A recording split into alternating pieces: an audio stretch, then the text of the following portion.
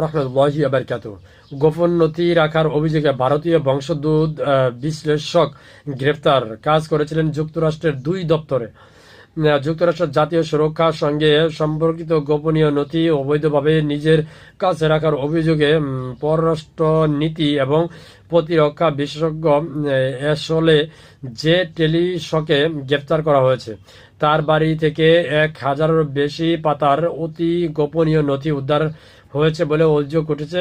সংবেদনশীল নথি অবৈধভাবে রাখা ছাড়াও তার বিরুদ্ধে চীনের সরকারি কর্মকর্তাদের সঙ্গে গোপনে দেখা করার অভিযোগও তোলা হয়। মিস্টার টেলিস ভারতীয় বংশোদ্ভূত মার্কিন নাগরিক।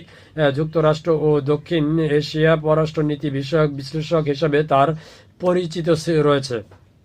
তিনি অনেক বছর ধরে মার্কিন প্রশাসনের সঙ্গে কাজ করছিলেন। যুক্তরাষ্ট্রের সাবেক প্রেসিডেন্ট জর্জ ডব্লিউ বুশের অধীনে জাতীয় নিরাপত্তা কাউন্সিলেও দায়িত্ব পালন করেন তিনি।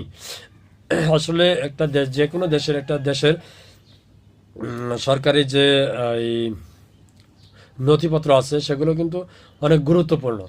তো এই নথিপত্র যারা আসলে যে কোনো দেশে, যেমন আপনার লাইক দ্যাট ইরান, তারপর হচ্ছে তুরস্ক, এই সমস্ত দেশে কিন্তু আপনার যদি এইরকম নথিপত্র চুরি করে বিভিন্ন দেশে পাচার করে বা গুপ্তচর হিসাবে থাকে, তাদেরকে কিন্তু সাথে সাথে ইনস্ট্যান্ট বিচার করে ফাঁসিতে ঝুলে দেওয়া হয়।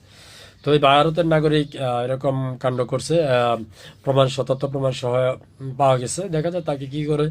তবে এরকম কেউ করবেন না, এরকম ভুল কেউ করবেন না। যদি ধরা পড়েন, সাথে সাথে আপনার জিন্দিগি শেষ। যে কোনো দেশেই আপনি থাকেন, কোনো সমস্যা নাই, ওই দেশেই আপনাকে ফাঁসি দেওয়া হবে। এটা কিন্তু বাস্তব। ভালো থাকবেন সবাই। আসসালামু আলাইকুম।